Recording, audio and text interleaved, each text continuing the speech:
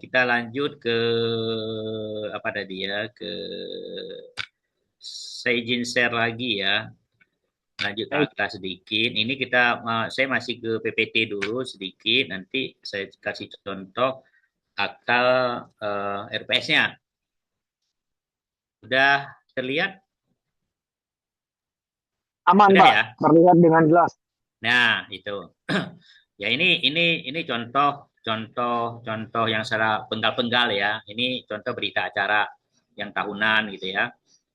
Nah, ini yang tadi saya apa sebutkan gitu ya. Kalau akta partai kan kita mulai dengan menghadap kepada saya gitu ya, menghadap kepada saya. Nah, karena jangan sampai salah, karena ada juga ya, ada juga dalam praktek ini judulnya berita acara, tapi ada kata-kata menghadap kepada saya itu ada gitu ya. Di berita acara tidak ada menghadap ya, nggak ada penghadap dan tidak ada yang menghadap itu. Jadi kita menyebut saya, gitu ya kan, notaris Jakarta Selatan, permintaannya. Siapa yang minta? Kalau yang minta direksi, kita tulis direksi. Kalau yang mintanya pemegang Dewan Komisaris, kita sebut atas permintaan Dewan Komisaris PT. Kalau yang mintanya pemegang saham, kita tulis nih, ada permintaan tuan apa misalnya ya. Selaku pemegang saham ini berdasarkan penetapan pengadilan, nomor, tanggal. Nah, itu disebut. Ya, kalau pemegang saham pasti nama orang disebut ya, karena nggak mungkin pemegang saham aja, pasti ada pemegang saham yang memohon kepada pengadilan untuk memanggil RUPS. Nah, itu disebut namanya. Ya, ini penting. Saya karena pernah temukan juga ada kalimat di sini atas permintaan pemegang saham. Kemudian nggak ada lanjutannya. Siapa pemegang sahamnya, apakah ada izin pengadilan, dan kenapa pemegang saham yang manggil gitu, nggak ada penjelasannya. Saya lebih curiganya begini nih, ini curiga aja ya. Karena si notaris kenal dengan pemegang sahamnya ngomong mungkin secara lisan. Nanti jadi notaris ya, kalau PT saya RUPS gitu. Nah, jadi karena yang minta pemegang saham ditulislah oleh di notaris atas permintaan pemegang saham. Nah, padahal nggak demikian ya. Permintaan ini harus dalam bentuk surat tertulis gitu ya, resmi gitu ya, supaya kita bisa mempertanggungjawabkan juga kalau ada masalah di kemudian hari. Karena kita nggak tahu ya masalah haji itu timbulnya kapan, itu kita nggak tahu. Kita itu punya legal standing lah ya untuk membuat berita acara dari RUPS itu gitu ya. Nah, kemudian ini anggaran dasar. Jadi yang diuraikan ini adalah anggaran dasar dan perubahan-perubahannya. Jadi hanya dicantumkan akta-akta yang memuat anggaran dasar yang masih digunakan gitu ya. Yang nggak digunakan jangan ditulis lagi. Jangan di dalam akta notaris itu memuat risalah apa istilahnya histori akta gitu ya. Akta yang nggak berguna lagi pun disebutkan gitu. Jadi yang ingin kita tampilkan di uraian ini adalah anggaran dasar PT ini di mana sih termuat? Ya pertama pasti akta pendirian itu kan nggak mungkin dihilangkan akta akta pendirian ya. Nah, kemudian ada Yes, perubahan-perubahan, thank you. misalnya terakhir diubah dengan Undang-Undang 40 ya. Ini ada yang kurang, mungkin di sini ada kurangnya. Misalnya setelah pendirian ada 2 kali perubahan anggaran dasar, tetapi kemudian terbitlah Undang-Undang 40 2007 ini. Nah, PT menyesuaikan seluruh anggaran dasarnya dengan undang-undang ini. Jadi yang kita tulis adalah akta pendirian dan akta yang memuat perubahan terakhir yang memuat seluruh ini. Yang 2 lagi itu nggak usah ditulis lagi. Nah, selanjutnya gitu juga ada perubahan pasal 3 kita tulis, ada perubahan pasal 4 kita tulis. Nah, kemudian ada perubahan pasal 3 lagi. Ya, ya. Berarti yang perubahan pasal 3 yang semula kita tulis ya jangan ditulis lagi karena nggak berlaku lagi. Itu maksudnya gitu. Ya, kita uraikan eh, akta-akta yang memuat anggaran dasar dan anggaran satu masih berlaku, masih kita gunakan.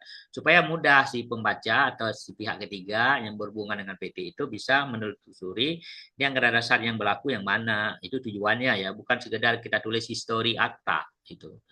Kemudian kalau kita ingin menyebut susunan pemegang saham atau akta direksi dan komisaris di alinea berikutnya. Jangan kita campur-campur di anggaran dasar, karena saya juga sering baca banyak muncul SP mengenai perubahan direksi komisaris di dalam uraian mengenai anggaran dasar. Padahal perubahan direksi dan dewan komisaris ini bukan bagian daripada anggaran dasar. Jadi dia dibuat alinea tersendiri.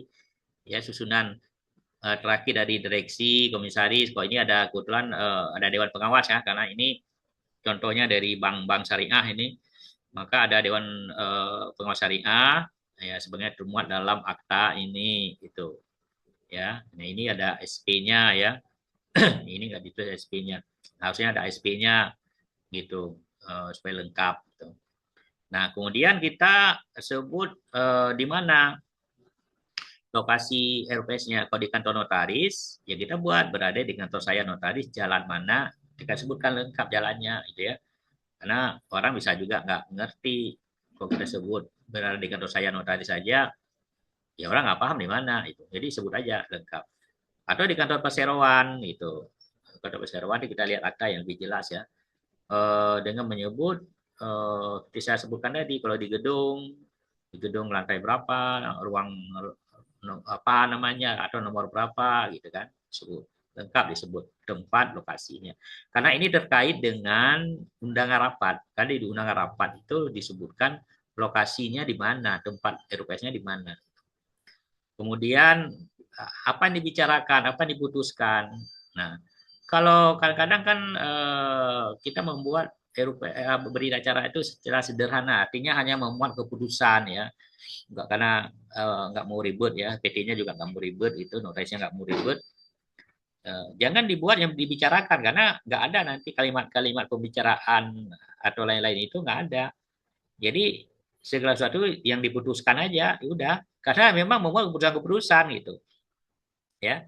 Tapi kalau misalnya kita juga memuat misalnya eh, apa pembahasan dari RUPS ya sebelum dia ambil keputusan, biasanya kan ada penyampaian dari direksi, misalnya dalam RUPS tahunan kan pasti ada penjelasan, misalnya ada tanya jawab ya. Nah, itu kita tulis semua, kalau dibicarakan ini kita tulis ya, semua semua yang tadi itu kita tulis juga, itu semua sinkron.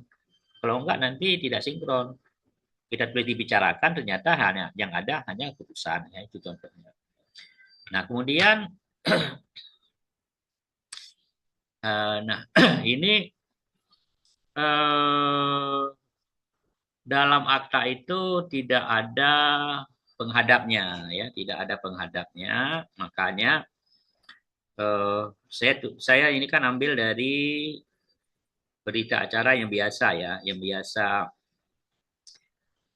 banyak banyak kita temukan ya dalam dalam ini dalam praktek itu ya, yang selalu memuat telah hadir dalam rapat dan oleh karenanya berhadapan dengan saya notaris. Nah, kata-kata itu kan menunjukkan seakan-akan dalam akta dalam akta berita acara itu ada penghadapnya.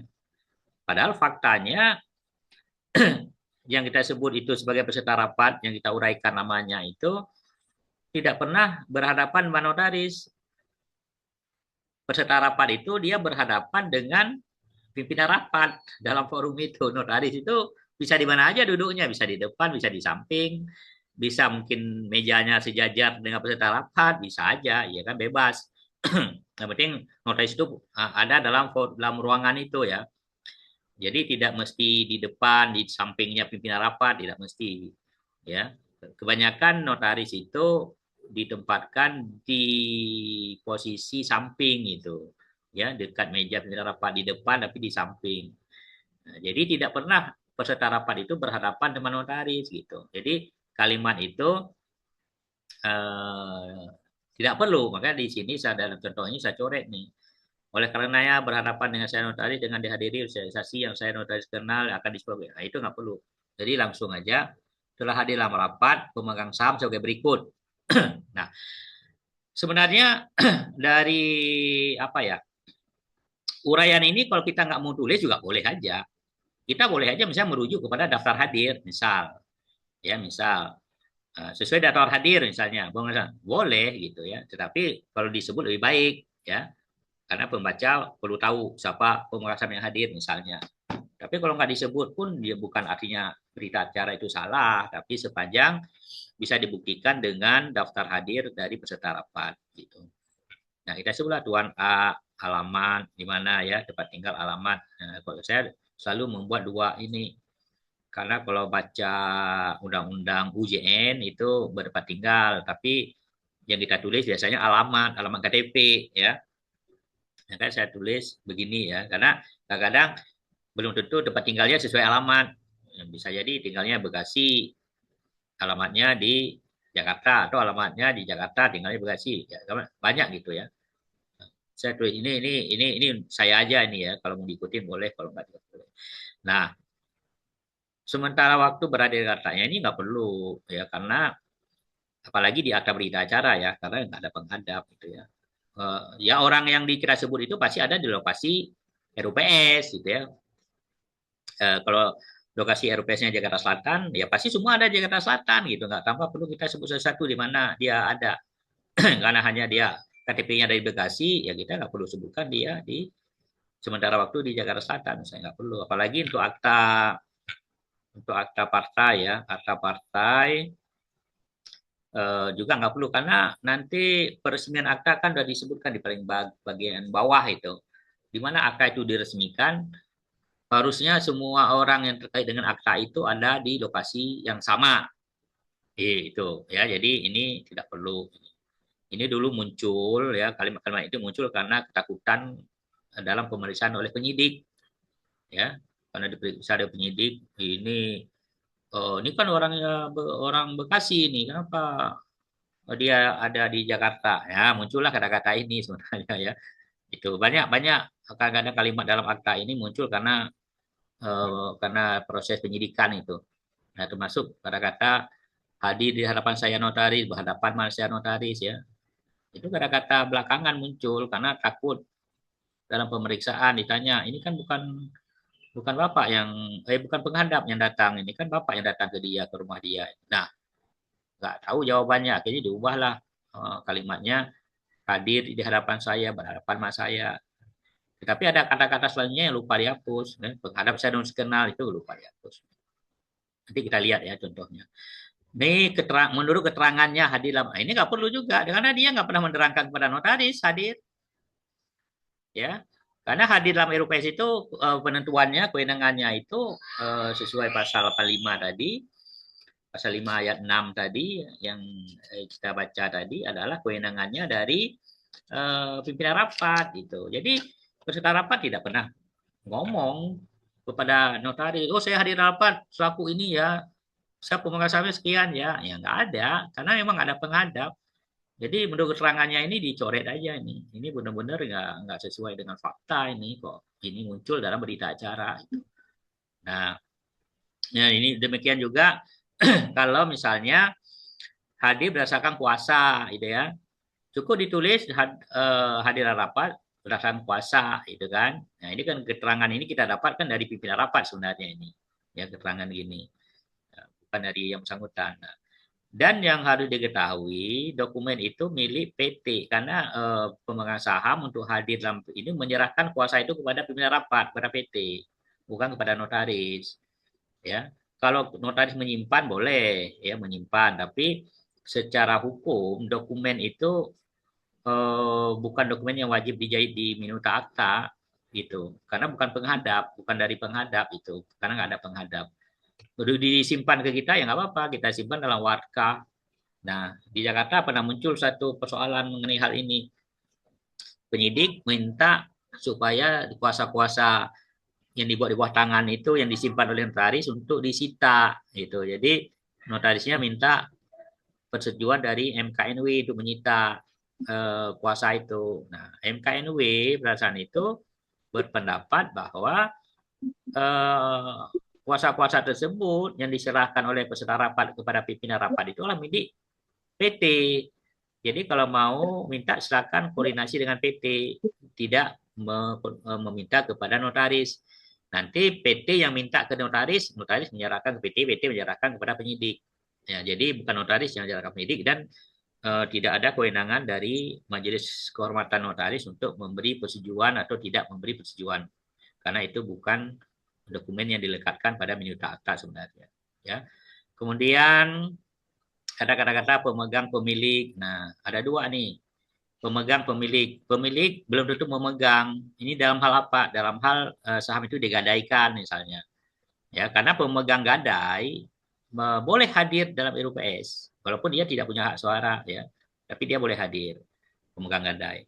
Nah, kalau digadaikan berarti kita harus tulis tadi nama pemegang gadai. Tapi kalau nggak ada, berarti Dan kita nanti tulis pemegang dan pemilik saham gitu ya kalau atas itu namanya dan berapa suara dia punya karena tidak semua saham juga ada hak suara. Nah, ini di bawah ini ada sesuai daftar hadir, ini disahkan oleh pimpinan rapat ya, diserahkan oleh direksi pada notaris. Ada juga sesuai daftar hadir peserta rapat sesuai apa? Sesuai daftar hadir peserta RUPS perseroan secara elektronik. Ya, ini tadi saya sebutkan ya. Disahkan oleh pimpinan rapat juga itu. Jangan notaris, ya bukan kewenangan notaris dan kita jangan mengambil alih kewenangan dari pimpinan rapat itu. Nanti ada masalah kita nggak bisa tanggung jawab. Biarlah pimpinan rapat yang tanggung jawab. Ya, jadi cukup disebut daftar hadir, ya secara elektronik hadirnya tidak disahkan oleh pimpinan rapat. Jadi pimpinan rapat yang bertanggung jawab keabsahan kehadiran tersebut. Ya. Nah ini tentu penghadap saya kenal otomatis ini nggak perlu penghadap ini karena nggak ada penghadap gitu ya. Jadi langsung ya tuan apa, direktur utama atau komisaris utama membuka rapat ya ini biasa. Nah, kemudian daftar pemegang saham yang tadi saya sebutkan ya. Kalau mau di-compare dengan data dari akta atau dari yang tertahu ya boleh-boleh aja. Ada daftar pemegang saham sesuai dengan akta tanggal sekian dan sesuai dengan data AHU ya kan karena kan bisa diunduh juga ya data AHU itu boleh disebut apa tiga-tiganya boleh tapi DPS ini wajib DPS ya kalau ini berarti dia ada dua nih ya ada DPS dan sesuai akta tanggal sekian yang sudah diterima oleh menteri nah itu boleh itu dua ya nah, kemudian contoh keputusan contoh keputusan ya begini aja sih nggak ini sederhana aja ya menyetujui laporan tahunan termasuk tugas pengawasan dan mengesahkan laporan keuangan. Ya, jadi yang satu menyetujui, yang satu mengesahkan itu dari undang-undang ya. Gitu. Ini yang diaudit. Kalau diaudit kita sebutkan nama kantor akuntannya, kita sebutkan, kemudian nomor laporannya kita sebutkan. Nah, tapi kalau di apa namanya di Permenkumham itu kan disebutkan nama akuntan publiknya dan nomor izin prakteknya juga gitu ya. Izin praktek dari Menteri Keuangan itu. Kalau di dalam ininya di dalam laporannya itu ya. Kalau ini uh, nomor dari surat ini yang saya tulis ini nomor surat bukan nomor izin praktek sesuai laporan auditor independen nomor berapa tanggal berapa gitu, ya contoh. Nah ini di bagian penutup itu kan karena di dalam akta berita acara nggak ada penghadap ya kata-kata sedangkan para penghadap telah meninggalkan tempat sebelum berita acara ini diselesaikan ya nggak perlu juga gitu ya. Jadi cukup dibacakan kepada saksi dan ditandatangani oleh saksi-saksi dan saya notaris sudah cukup gitu ya. Jadi ini nggak perlu.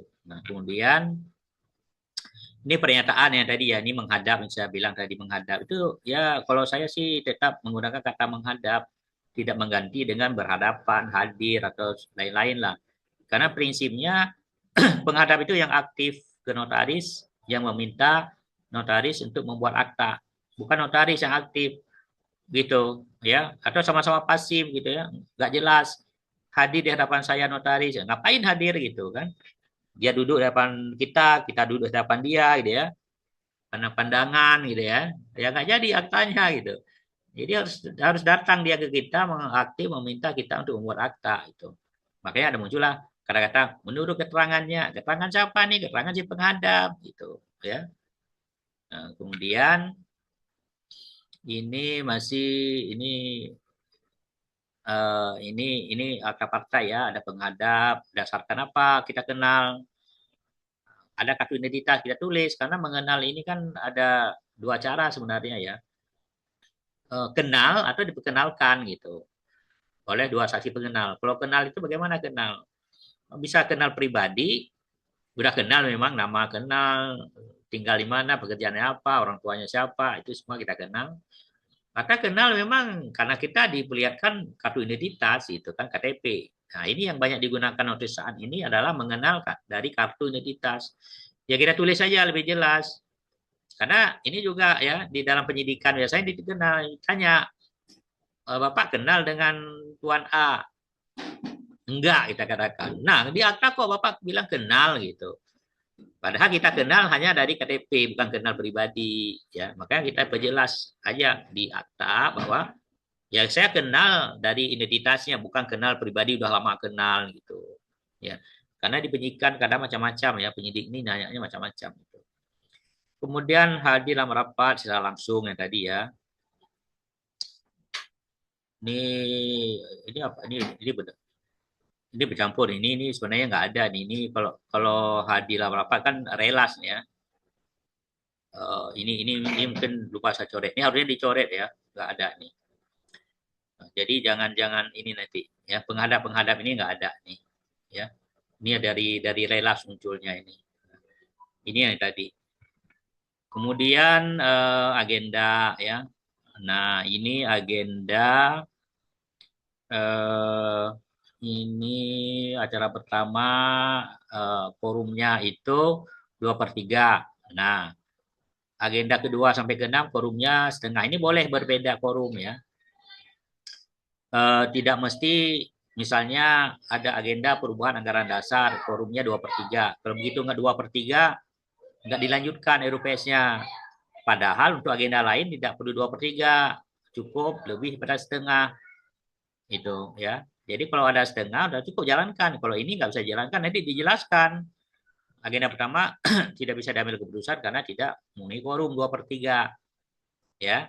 Sedangkan agenda 2 selanjutnya tetap jalan karena setelah hadir lebih pada setengah gitu ya. Nah, ini hadir diwakili 63 salam seri A di 5%.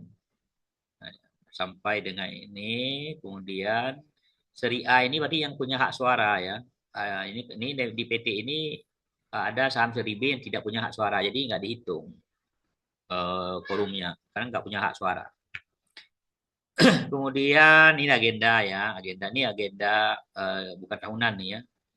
Ini agenda LB nih klasifikasi penyesuaian ini persetujuan perubahan pasal 14 pengukuhan peralihan saham gitu ya. Oke, ini contoh aja. Ini contoh kalau ada perubahan anggaran dasar misalnya ini karena saya banyak ini ya, banyak temu di lapangan ya. Putusannya itu hanya menyebut menyetujui perubahan pasal 3 anggaran dasar perseroan. Udah nggak ada. Udah gitu aja bunyi putusannya. Bagaimana perubahannya itu nggak pernah ditulis, nggak pernah disebut, nggak pernah disampaikan kepada peserta rapat gitu. Nah itu nggak boleh ya. Dalam satu RUPS itu harus jelas. Misalnya ya nggak mau ditulis karena misalnya perubahannya banyak. Contoh merubah seluruh ketentuan anggaran dasar dari pasal 1 sampai pasal 20 kan nggak mungkin dimuat di berita acara. Itu boleh dijadikan sebagai lampiran. Disebut nanti di sini sebagai lampiran gitu. Tapi harus ada dokumen itu. Jangan ibaratnya begini, hanya menyebut rapat menyetujui perubahan pasal 3 anggaran dasar perseroan untuk disesuaikan dengan KBLI 2020. Udah selesai. Yang mana apa yang dirubah ya, itu nggak ada itu. Makanya dia harus ditulis ya. Pasal itu ditulis pasal 3, pasal 4, pasal 5 itu kan. Itu ditulis semua. Ini mengukuhkan pasal tadi itu ya, ya sifatnya pengukuhan. Kalau jual beli itu hanya pengukuhan sifatnya, bukan persetujuan gitu. Ya, yang saya jelaskan di awal tadi. Kemudian ini memberhentikan misalnya komisaris terhitung kapan ini disebut ya. Terhitungnya ini memberikan ini terhitung sejak komisaris pengganti diangkat telah dinyatakan lulus. Nah, ini kebetulan PT-PT yang direksi dan dewan komisarisnya harus lulus fit and proper test dari OJK. Jadi pengangkatan komisaris ini digantungkan pada kelulusan dari komisaris itu. Dia diangkat tapi dia belum dapat ini misalnya ya pernyataan lulus. Ada dalam praktek itu kan ada diangkat dulu dia, baru kemudian diajukan. Lebih baik memang dapat dulu kelulusan dari OJK baru diangkat. Ya, tapi kalau diangkat dulu ya boleh aja. Tapi apa namanya perhitungannya ini jangan lupa terhitungnya itu sejak lulus. Kalau enggak nanti bisa nggak sah itu ya pengangkatannya. Karena terhitung ini bisa memilih tiga ya. Bisa memilih sejak diputuskan, bisa memilih sejak ditutup rapat, bisa memilih waktu lain itu. Waktu lain bisa aja hari ini kita RUPS misalnya tanggal 18 Juni pengangkatan si direksi ini kita atau pemberhentiannya kita buat terhitung 1 Juli misalnya boleh. Ya, kalau nggak ada disebut ya nggak disebut kapan terhitung maka hukum menganggap terhitung sejak ditutupnya rapat gitu ya. Itu ini sama nih ini efektifnya pengangkatan segala macam. Nah ini udah selesai di PPT ya mungkin saya mau share ini Mas Ramzi akta ya sedikit ya. Baik Nah Pak, ini silakan Pak. nah, ini mungkin yang banyak ditanya-tanya nih tanya-tanya terus nih akta. Oh ini aja contoh contoh akta. Nah, ini contoh akta nih. Udah dapat? Udah ya, dapat ya. Ya, aman Pak. Nah, ini yang paling banyak minta. Ini kan kalau saya kasih contoh akta pasti nanti nggak dipahami gitu ya. Nah, berarti nanti salah gitu ya. Maka saya nggak mau memberi contoh yang apa adanya begitu. Saya ingin menjelaskan sedikit poin-poinnya ya terkait dengan akta ini. Nah, yang pertama tadi sudah saya sampaikan bahwa tidak ada penghadap di dalamnya ya. Kemudian undangan itu wajib. Jadi sesuai pasal 82 itu wajib. Nggak ada alasan tidak ada undangan ya karena disitulah dilihat nanti pemenuhan kewajiban apa direksi dalam mengundang apakah sudah sesuai dengan pasal 82 atau tidak ya. Kemudian harus ada daftar pemegang saham yang dibuat oleh direksi ya. Nggak ada alasan tidak ada. Kalau nggak ada ya notaris tolong bantu untuk buatkan gitu ya sesuai pasal 66 pasal 52 ya Undang-Undang PT apa pasal 52 pasal 50 ya. Jadi buat aja gitu dibantu ya, karena masyarakat banyak yang nggak paham juga DPS ini bagaimana sih sebenarnya. Kemudian ini yang menentukan yang berhak hadir atau keabsahan kehadiran RPS adalah pimpinan rapat bukan notaris ya. Nah, jangan diambil alih oleh notaris nanti salah notarisnya. Kemudian pedoman perhitungan suara daftar hadir pemegang saham ya dengan yang punya hak suara. Nah, ini yang paling penting ini. Contoh jangan dikopas tetapi dipahami dan disesuaikan dengan kondisi saat RUPS berlangsung. Jadi bisa beda itu ya meskipun contohnya begini dalam prakteknya bisa berbeda itu. Jadi disesuaikan aja. Nah, ini contohnya lebih kurang gini ya. Apa kata-katanya itu pasti bukan nggak ada kata-kata menghadap kepada saya. Kemudian permintaan siapa ini ya tertulis. Nah, ini saya jelaskan tadi. Nah, kemudian ini disebut anggaran dasarnya ini ya. Ini ada mulai dari akta pendirian ya. Anggaran dasar cuma akta pendirian. Kemudian dirubah, dirubah. Nah, susunan terakhir anggota direksi ya ini ya dibedakan. Kemudian ya ini yang tadi berada di kantor perseroan di mana, di ruang mana, ya, di gedung apa, di lantai mana. Ini kalau di gedung kebetulan ya. Nah kalau di alamat biasa disebutkan alamat aja harus lengkap. Gitu. Lokasi tempat RUPS harus sesuai dengan undangan. Nah ini hati-hati. Kalau ada perubahan lokasi dalam berita acara itu disebutkan ada perubahan lokasi, tidak sesuai undangan, dan perubahan tersebut sudah disetujui oleh seluruh pemegang saham yang hadir ya. Yang hadir 100% dan juga disetujui 100%. Itu jelaskan di sini kalau ada perubahan. Ya. Kemudian untuk membuat berita acara segala sesuatu yang dibicarakan dan diputuskan. Nah, ini pilih apakah dua-dua atau hanya keputusan aja. Nah, setelah hadir rapat sebagai berikut. Gini aja bunyinya, nggak usah panjang-panjang. Peserta rapat bukan penghadap, ya. Ini aja. Nah, pemegang pemilik dari berapa. Kalau dia rangkap dua, nanti hadir selaku komisaris utama, selaku pemegang pemilik. Gitu. Nah, ini tinggal diuraikan berapa orang pemegang saham atau direksi atau komisaris yang hadir, gitu kan. Direktur utama, komisaris atau undangan kalau ada. Ya, ya pimpinan rapat ini tinggal lihat nanti di anggaran dasarnya secara umum yang memimpin RUPS itu adalah direksi TAD. Tapi ada juga yang komisaris utama, terutama yang PT TBK ya rata-rata itu komisaris utama yang memimpin RUPS gitu ya. Maka disesuaikan nih dengan RUPS-nya. Nah, kemudian disebutkan adalah diundang itu surat undangannya tanggal berapa, nomornya berapa itu ya. Itu. Ini karena 100% hadir boleh menyimpang dari ketentuan surat tercatat tadi itu ya.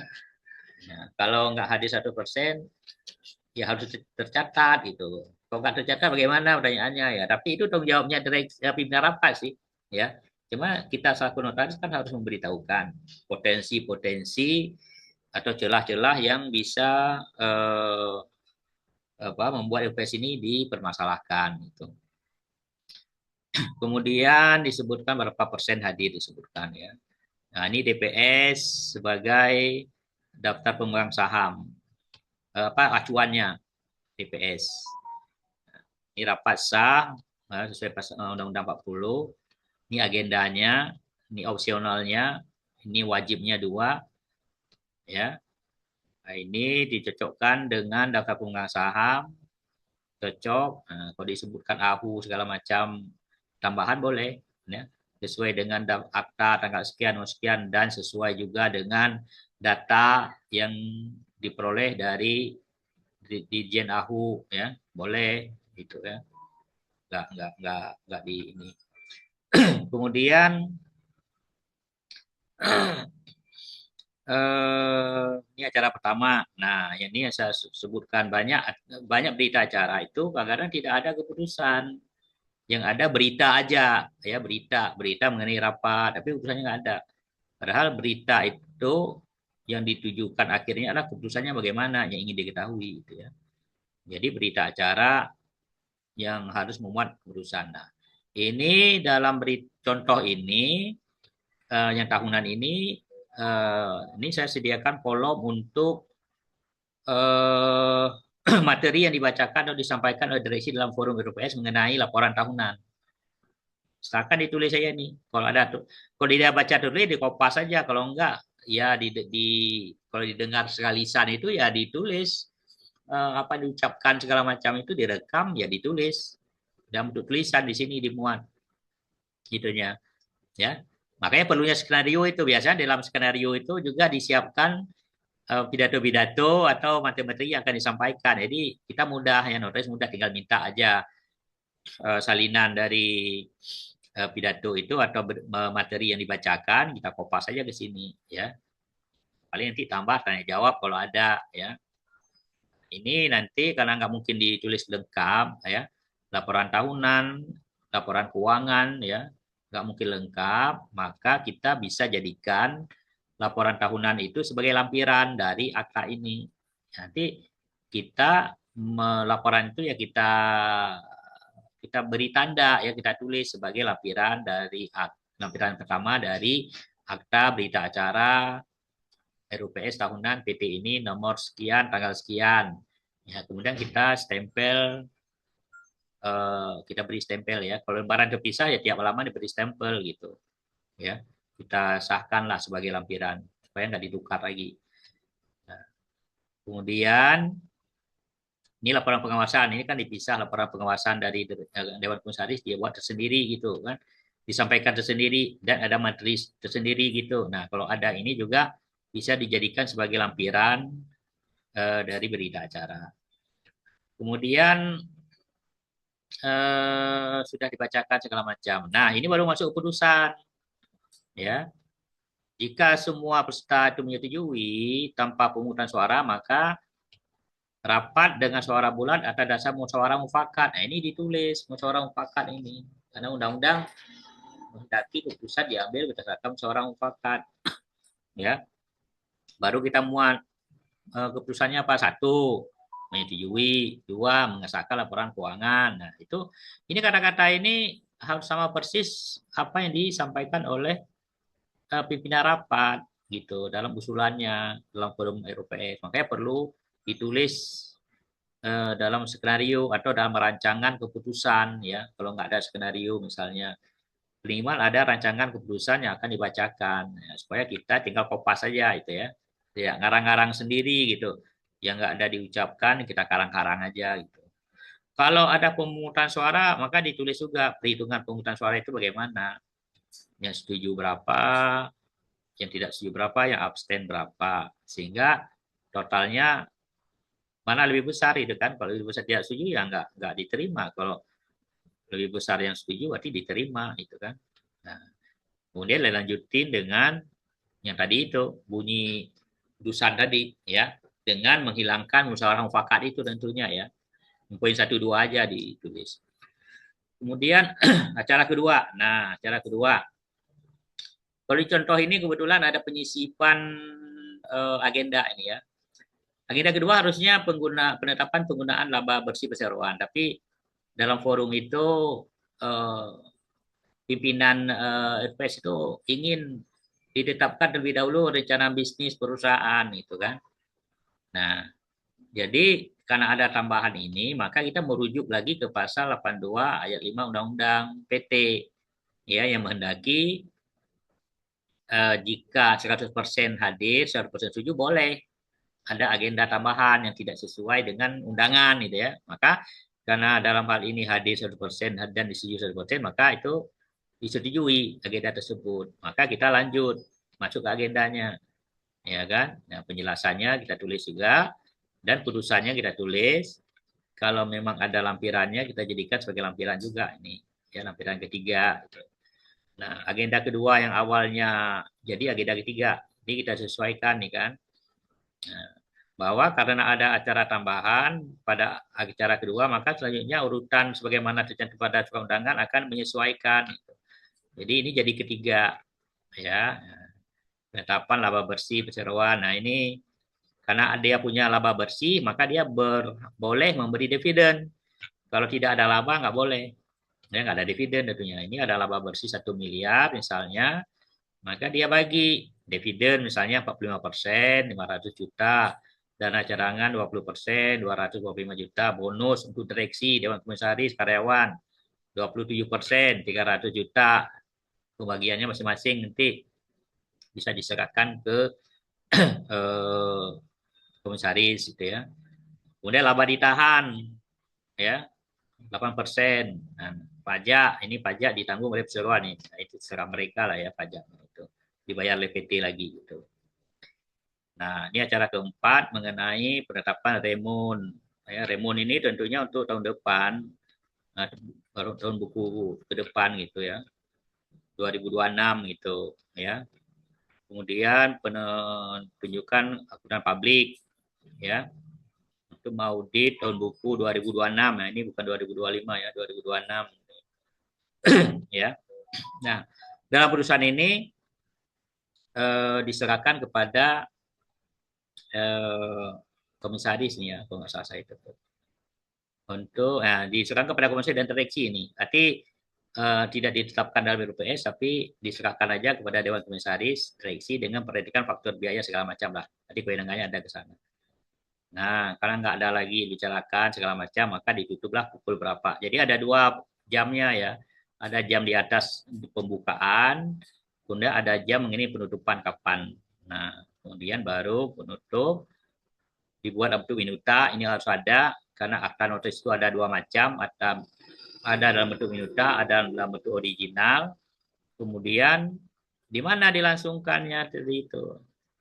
Di Jakarta Selatan ya, EPS-nya di daerah selatan nanti. Nanti kalau di selatan ya semua orang ada di sini, nggak perlu lagi disebut sementara waktu berada di mana. Gitu. Ya, nah ini juga dibacakan kepada saksi, ya, kemudian ditandatangani saksi notaris. Nggak perlu penghadap tanda tangan nggak apa-apa. Ya, lebih kurang demikian, Mas Baik, Ramji, contoh aktanya. Pak Taufik, terima kasih. Kalau menurut saya ini bukan contoh akta sih, Pak. Bukan bedah akta juga. Kalau Hmm. saya boleh sampaikan, ini menelanjangi akta sebenarnya. Di mana kita belajar dari awal banget. Historinya bahkan ada. Kenapa menghadap, kenapa berhadapan, kenapa Hmm. harus ditulis begini dan begitu. Jadi ini udah bukan bedah akta, ini bonus plus-plus. Silakan Hmm. Bapak Ibu sekalian yang ingin bertanya. Saya rasa karena waktu sudah sore, boleh digabung mau bertanya terkait RUPS maupun bertanya terkait materi akta tadi juga dipersilahkan. Silakan raise hand dan open mic-nya.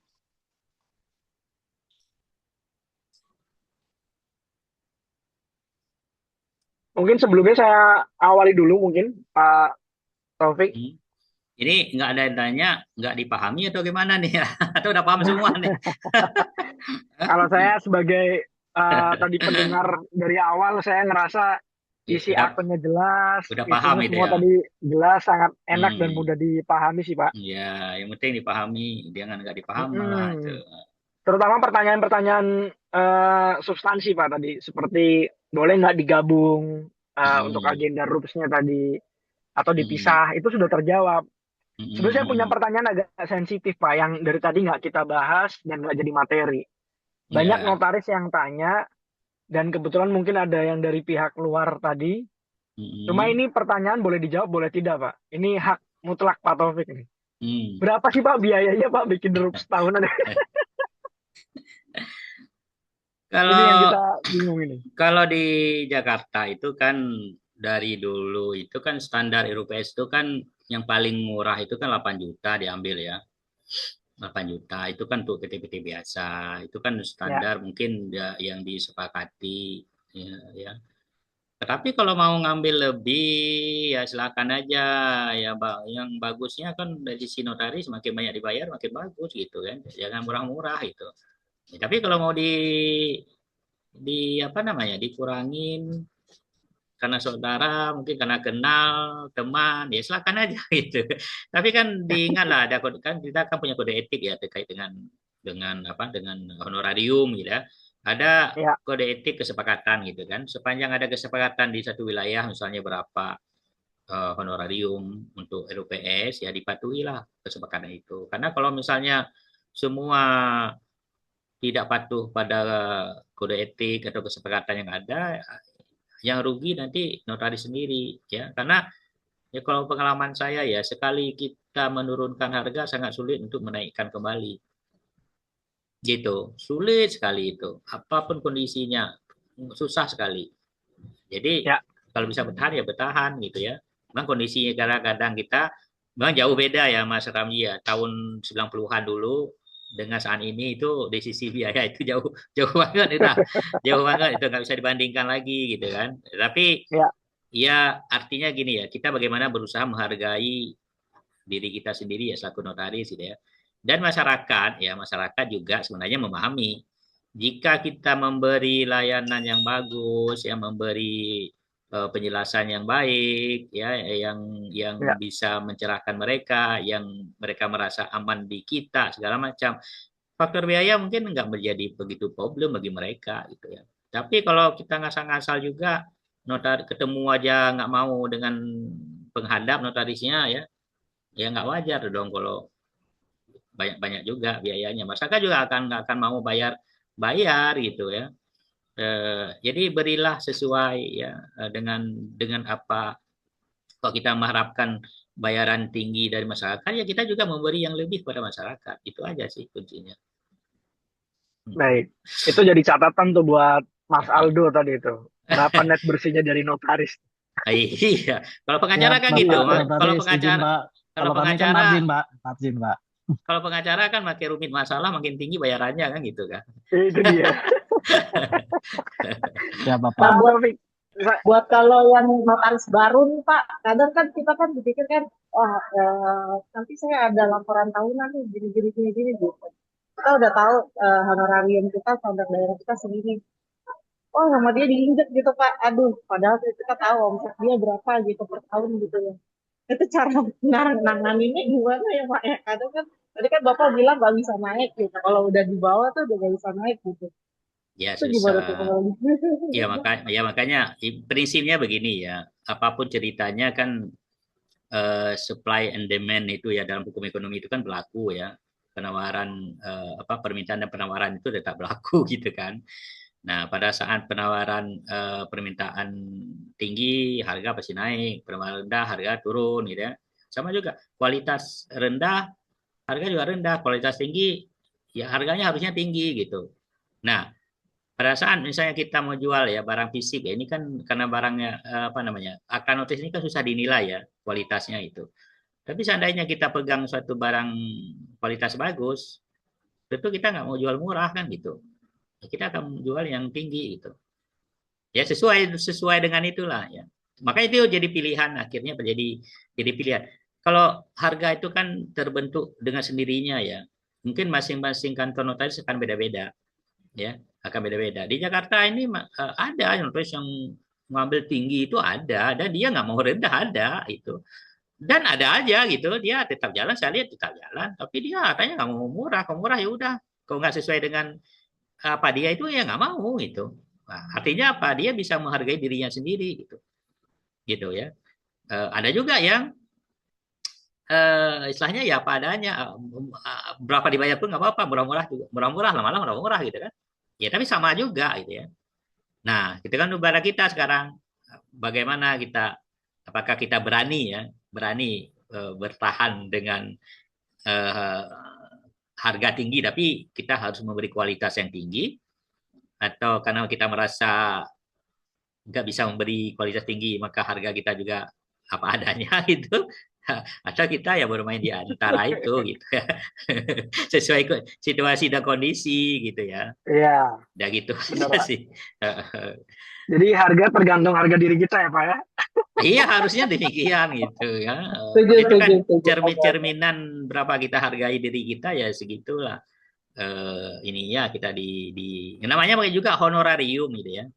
Ya, Honorarium bukan biaya akta. Honorarium itu kan artinya uang kehormatan ya. Bagaimana ya, orang menghormati kita, mengapresiasikan ke kita ya segitulah nilai kita gitu. Lebih kurang ya. demikian ya. Jadi Pak, saya Ya. mewakili juga sebelum ada pertanyaan lebih lanjut. Mm-mm. Eh, kan gini Pak, kita sebagai garda terdepan untuk memverifikasi akta tersebut sebelum di-upload ke SABH. Tadi Pak Taufik di awal menyampaikan itu. Kenapa sih harus dibuat akta notaris yang Mm-mm. sebelumnya tidak dibuat akta notaris berdasarkan Permenkum 49 Mm-mm. 2025. Ternyata ada filter atau ada jembatan penting di sini. Mm-mm. Jembatannya adalah ya kementerian mau tahu dong RUPS ini beneran dilakukan atau tidak. Maka mereka Mm-mm. butuh notaris sebagai suatu Ya, jabatan yang bisa mengesahkan secara otentik. ya, ya, Nah, betul. terkait profesi kita ini yang akan mengesahkan tadi, Pak, Mm-mm. tanggung jawab kita sejauh mana terkait isi dari laporan itu sendiri, Pak? Apakah kita harus memahami standar akuntansi? Apakah kita harus memahami bahwa oh kok laporan keuanganmu salah nih, nggak Mm. sesuai nih sama ketentuan-ketentuan, nggak Mm. sesuai nih sama apapun itu yang berkaitan dengan laporan keuangan, Mm. sehingga kita ada kekhawatiran nih Pak untuk mengkonstantir tadi. Tadi kan Pak Taufik sampaikan, jangan hanya konstantir, pelajari, sesuaikan isinya. Nah, Mm. sejauh Mm. mana Pak tanggung jawab kita terhadap Mm. isi dari laporan tahunan yang berisi laporan keuangan tadi Pak? Ya, yang pertama kan kita tidak perlu harus memahami ya substansi dari laporan tahunan itu ya, apalagi masalah pembukuannya ya. Kemudian apakah yang disampaikan itu benar atau tidak benar, itu kan kita tidak masuk ke ranah itu ya. Itu kan semua ada pertanggungjawabannya ya bagi si direksi. Kan yang melaporkan direksi tentu tanggung jawab mengenai isinya itu, kebenarannya itu ada pada direksi. Yang harus dipastikan oleh notaris adalah isi akta itu kan tidak bertentangan dengan hukum, tidak bertentangan dengan kesusilaan, tidak bertentangan dengan kepatutan, ya, ya, apakah kepatutan menurut hukum atau kepatutan dalam masyarakat misalnya, itu yang harus kita pastikan itu. Nah, terkait dengan RUPS misalnya, tentunya acuan kita untuk memastikan tidak bertentangan dengan hukum adalah Undang-Undang PT gitu ya. Kalau dalam RUPS tahunan itu sudah ditentukan apa sih yang harus dilakukan. Oh, yang harus dilakukan adalah mengenai laporan tahunan dan laporan keuangan. Kemudian ada penetapan penggunaan laba bersih. Nah, itu kan agendanya. Dari agenda itu kita baru melihat nanti apakah di dalam RUPS misalnya dengan agenda laporan tahunan, tapi ternyata bukan laporan tahunan, ya entah apa-apalah ini ya. Tentu kan kita nggak bisa mengatakan itu laporan tahunan ya. Secara apa namanya ya? Secara artinya kita kan walaupun nggak mesti memahami benar apa itu laporan tahunan, tapi kan poin-poinnya itu di undang-undang udah disebutkan di undang-undang. Tapi poin-poin disebutkan undang nggak ada misalnya. Nah, kita tentu bisa mengatakan bahwa itu bukan laporan tahunan. Makanya kalau saya pribadi, untuk laporan tahunan itu saya berusaha melibatkan diri sejak sebelum undangan itu disampaikan, dikirim. Ya, dari agendanya kita lihat, ini agendanya, bunyi agenda aja saya perhatikan. Karena banyak juga kan agenda rapat itu seperti bunyi keputusan. Ya, panjang itu kan, semua disebutkan dalam agenda. Padahal agenda itu kan nggak perlu panjang-panjang agenda itu, tapi sudah mencerminkan apa yang dikehendaki yang akan dibahas itu. Nah, itu yang kita perhatikan itu sebenarnya. Ya, pada saat ada yang nggak sesuai, misalnya dalam agenda pembagian laba bersih perseroan, tapi yang dibahas yang lain itu, tentunya itu kan nggak cocok gitu. Dengan mudah kita memahami nggak sesuai dengan ketentuannya. Itu aja sih Mas Ramli. Tapi kalau sudah sesuai dengan poin-poin yang dikehendaki undang-undang ya kita udah jalan aja, kita cuma mencatat aja. Ya, mereka setuju apa tidak setuju apa yang disampaikan oleh direksi, apa yang disampaikan oleh pimpinan rapat itu. Itu aja batasannya, Mas. Baik, terima kasih Pak. Mungkin sebelum ditutup, saya mempersilahkan jika ada pertanyaan berikutnya.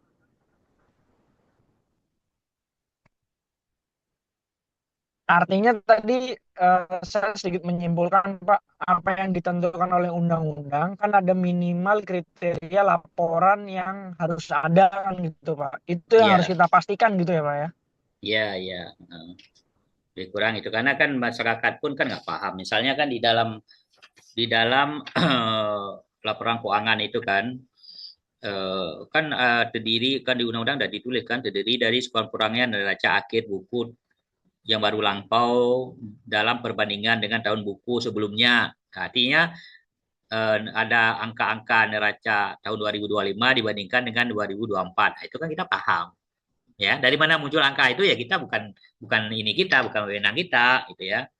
Kemudian ada laporan laba rugi. Nah, di situ tercermin laba rugi, laporan arus kas, ya kan perubahan ekuitas. Nah, itu kan di dalam neraca itu udah terlihat gitu.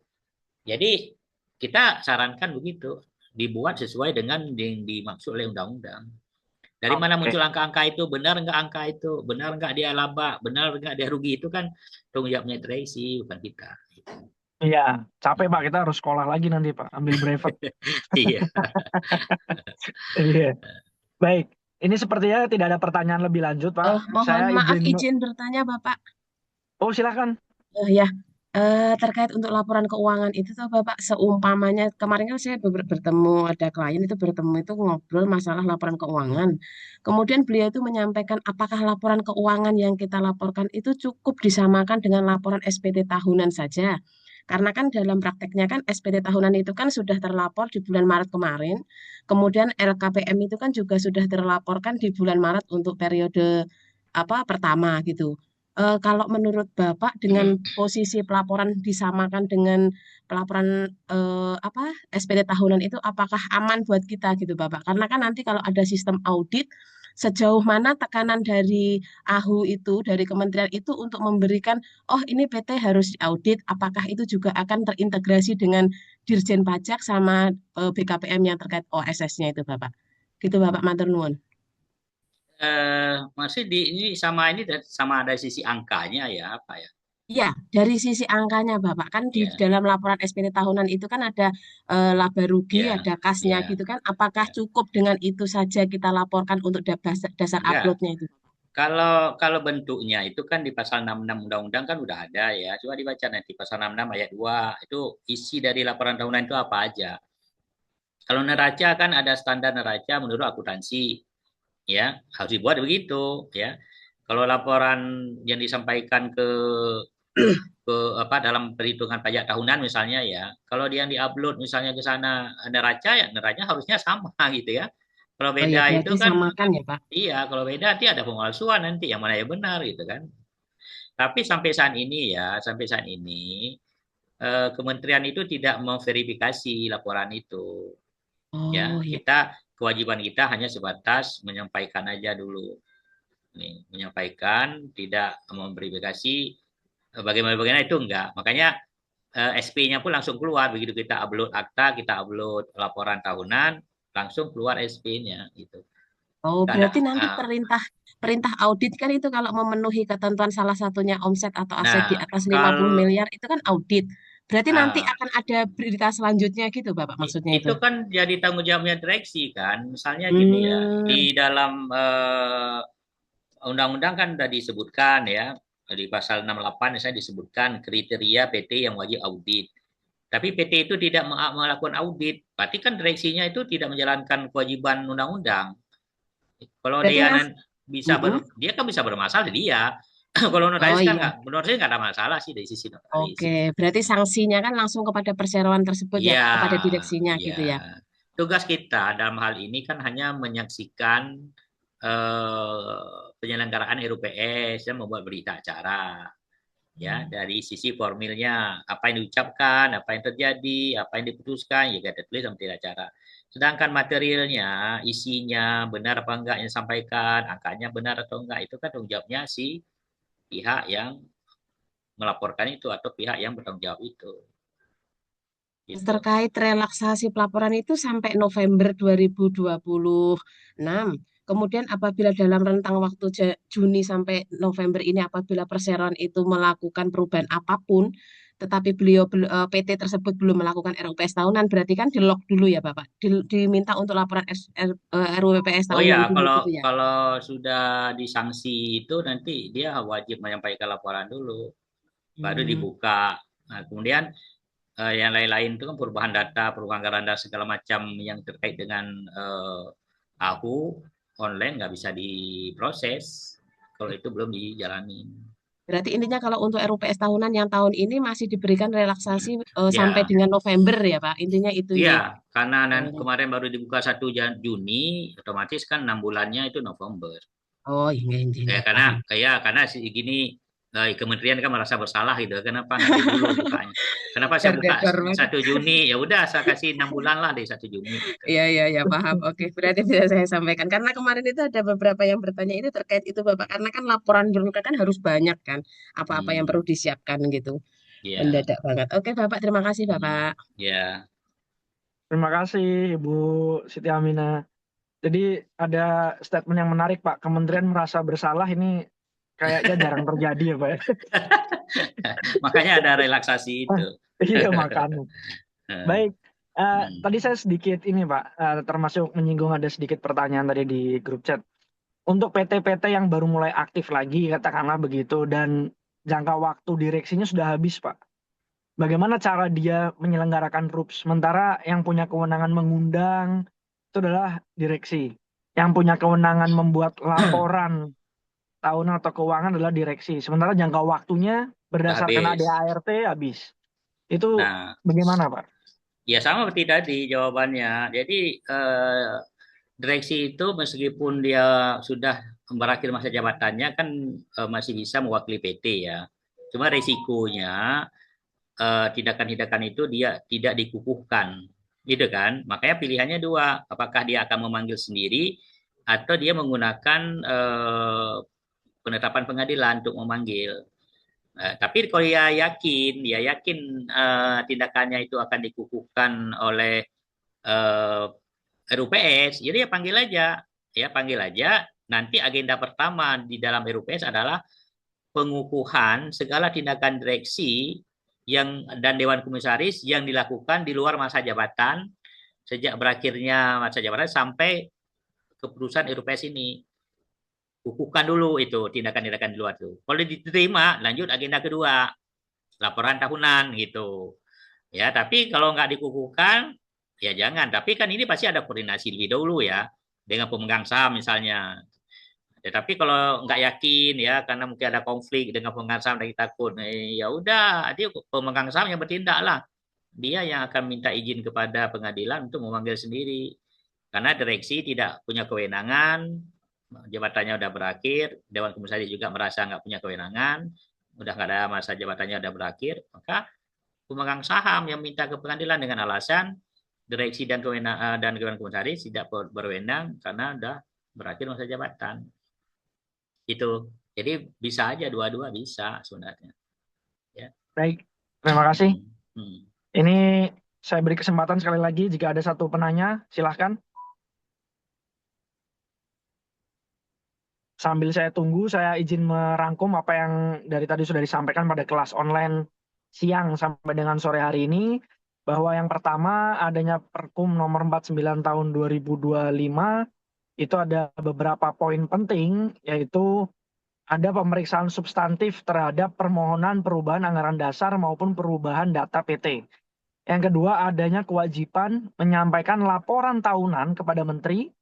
Yang ketiga, adanya kewajiban menyampaikan laporan keuangan kepada Menteri bagi PT perorangan. Yang keempat adalah kewajiban memberitahukan pemilik manfaat kepada Menteri. Yang mana seluruh rangkaian kewajiban ini itu sebagai jembatan otentik bahwa kementerian butuh sesuatu yang otentik, makanya perlu dibuatkan akta oleh notaris. Nah, terkait pembuatan akta oleh notaris itu sendiri, tadi disampaikan oleh narasumber kita, Pak Taufik, jangan asal copy paste.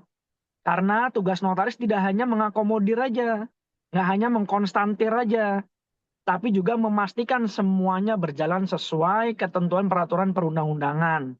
Memastikan semua yang disampaikan dalam RUPS itu juga sesuai dengan yang kita tuangkan dalam akta kita.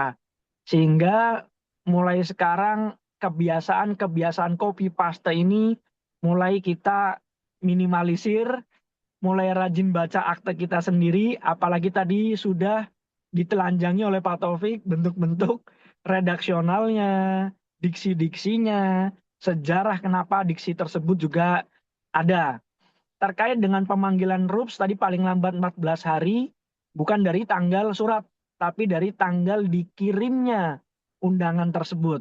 Itu menjadi penting, dan jangan lupa materi untuk RUPS termasuk materi berkaitan laporan tahunan atau keuangan harus sudah ada sejak undangan itu dikirim. Jadi bukan mendadak, karena pemegang saham punya hak untuk mempelajari terlebih dahulu. Perlu kita ingat bersama bahwa laporan keuangan yang membuat direksi disetujui komisaris, disahkan oleh pemegang saham. Menjadi sesuatu yang lucu ketika pemegang saham baru menerima hari H dan dia tidak sempat mempelajari. Poin-poin yang diberikan oleh Pak Taufik selaku narasumber saya rasa sangat utuh, sangat jelas, sehingga pada sore hari ini, dari siang sampai sore hari ini, kita mendapat suatu ilmu yang luar biasa, Pak Taufik. Saya secara pribadi mengucapkan banyak terima kasih atas kesempatan, atas waktu dari Pak Taufik selaku narasumber, mengedukasi kita bersama, mengedukasi semua peserta yang mayoritas adalah notaris, sehingga kita bisa menjalankan praktek sesuai dengan ketentuan peraturan perundang-undangan, dan lebih dari itu, kita tidak melakukan kebiasaan-kebiasaan copy paste akta. Mungkin closing statement dari Pak Taufik selaku narasumber, saya persilahkan Pak. Ya, terima kasih Mas Ramji. Sebenarnya udah closing statement udah diborong sama Mas Ramji semua nih. Ya intinya ya kita buat akta kan bukan hanya sekedar mengkonstatir ya, bukan hanya sekedar apa adanya itu. Jadi masyarakat itu datang ke notaris tentu kan mengharapkan suatu alat bukti yang kuat ya, yang otentik itu. Ya berikanlah harapan masyarakat tersebut ya, suatu alat bukti yang otentik yang dibuat sesuai dengan prosedur peraturan perundang-undangan ya, sehingga honorarium yang diberikan oleh masyarakat kepada notaris itu juga sepadan gitu ya. Dan ya apa namanya ya, jika notaris itu bisa memberi manfaat kepada notaris ya, notaris itu bisa memberi manfaat kepada masyarakat, dan itu masyarakat juga akan mengapresiasi ya keberadaan jabatan notaris itu, sehingga tidak timbul lagi seperti sekarang ini ya, mungkin beberapa waktu yang lalu udah mulai kesannya ya, kesan seperti tadi disampaikan oleh Mas Rami di awal, kesannya nih kok membuat ribet notaris ini, kok memperpanjang birokrasi, menambah biaya, tapi seakan-akan manfaatnya nggak ada. Ya, kenapa mengeluh gitu ya? Seakan begitu melibatkan notaris, wah ini biaya lagi ini. Karena masyarakat tidak melihat manfaatnya apa sih ke notaris itu. Selain karena diperintah oleh undang-undang, kok undang-undang perintah saya nggak mau ke notaris. Nah, coba sekarang berikan sesuatu kepada masyarakat sehingga masyarakat tanpa disuruh itu akan ke notaris. Sehingga honorarium yang dibayar oleh notaris pun oleh masyarakat pun kepada notaris, dia tidak merasa terpaksa membayarnya karena ada feedback atau ada manfaat yang diperoleh oleh masyarakat, terutama dalam hal kebutuhan masyarakat untuk mendapatkan suatu alat bukti yang otentik itu. Lebih kurang demikian Mas Ramzi. Lebih kurang ini saya mohon maaf. Mungkin saya akhiri. Wabillahi taufiq hidayah. Assalamualaikum warahmatullahi wabarakatuh. Waalaikumsalam warahmatullahi wabarakatuh. Terima kasih Pak Taufik selaku narasumber, dan terima kasih para audiens kelas online yang luar biasa telah menyempatkan waktunya untuk belajar. Semoga kita bisa sukses bersama mengawal amanat dari pemerintah kita menjalankan Permenkum 49 tahun 2025. Sampai bertemu lagi dengan saya Ramzi Baraba di catatan notaris dan kelas online lainnya. Selamat sore. Assalamualaikum warahmatullahi wabarakatuh. Waalaikumsalam warahmatullahi Terima kasih wabarakatuh. Pak Terima kasih Taufik, semua. terima kasih Pak Ramzi. Terima Terima Assalamualaikum. kasih Bu Jen. rekan-rekan semua. Saya izin akhiri Bapak Ibu, materi sudah saya kirim, video nanti akan saya edit terlebih dahulu dan akan saya share. Terima kasih. Terima kasih Pak Ramzi. Terima kasih.